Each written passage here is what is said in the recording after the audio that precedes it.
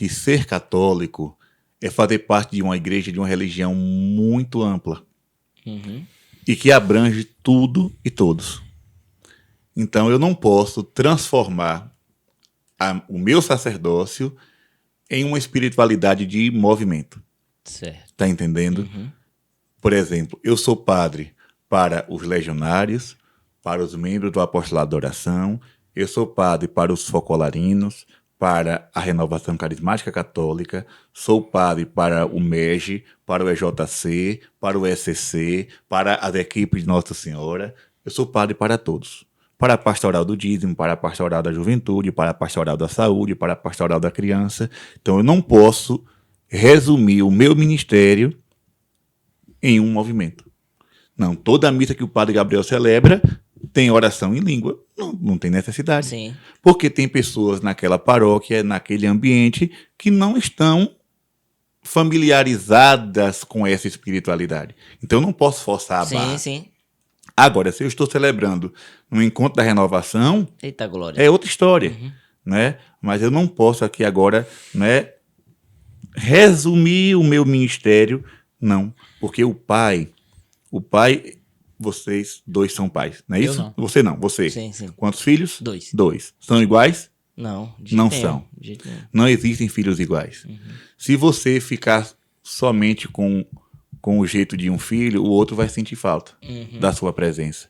Então, na paróquia, na igreja, no geral, todos os católicos precisam da paternidade do sacerdote. Legal. Então, não posso cuidar apenas dos filhos que são carismáticos. Entendi. Eu tenho que cuidar também daqueles que nunca ouviram falar em RCC.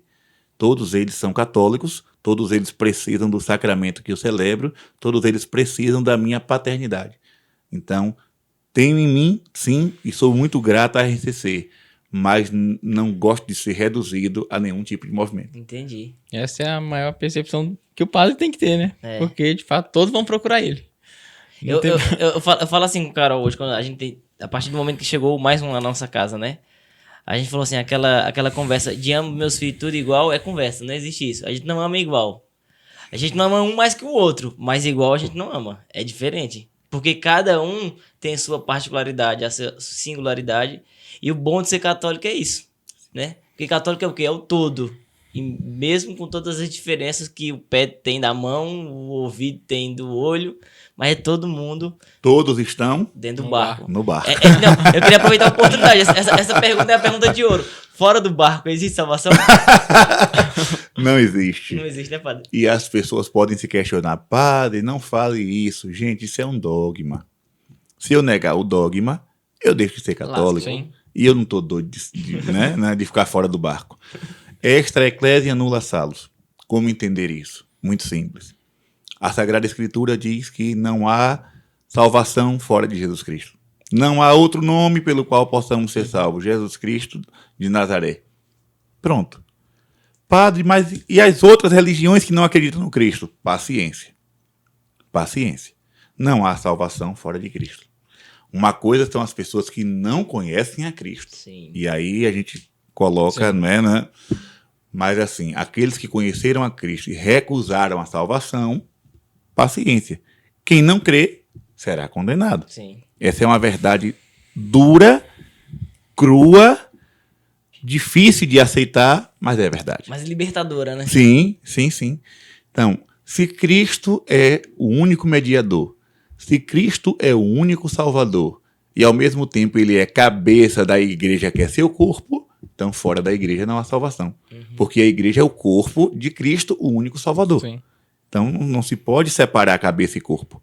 Quando eu digo que fora da igreja católica não há salvação, eu não estou dizendo que quem for católico vai se salvar e quem está fora da igreja tá no inferno. Não é isso. Sim. Porque tem muita gente que é católica e vai ser condenado porque Sim. não entrou de fato no corpo místico, né? Ou seja, não buscou a santidade, não buscou a salvação. Importante salientar. Mas o Cristo, né, tem um corpo místico. Esse corpo é a igreja. Então, para ser salvo, é preciso fazer parte ou simplesmente querer fazer parte, né? Daí vem a questão do batismo de desejo, né? Muita gente que queria ser queria buscar a verdade, mas não encontrou a verdade na sua totalidade. Mas aquela vontade de conhecer a verdade já foi o caminho para a salvação, não é? E lá essas pessoas serão salvas passando por esse corpo místico que é a Esse igreja. é o poder do sacrifício de Cristo, né? Sim.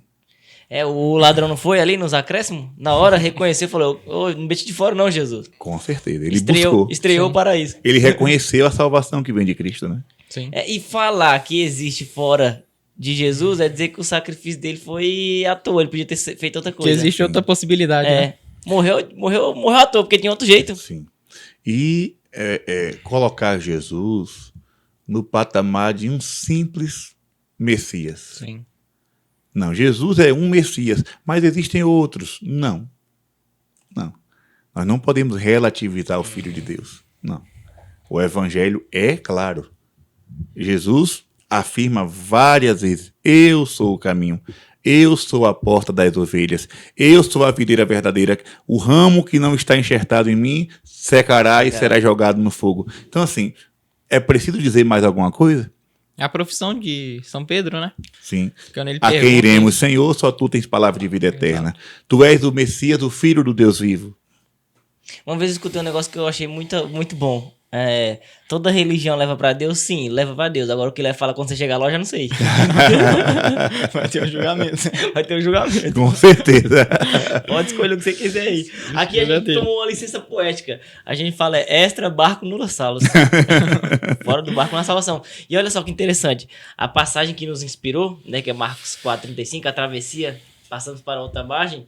É interessante que fala assim, eu tava lendo ela, relendo mais uma vez e percebi o quê?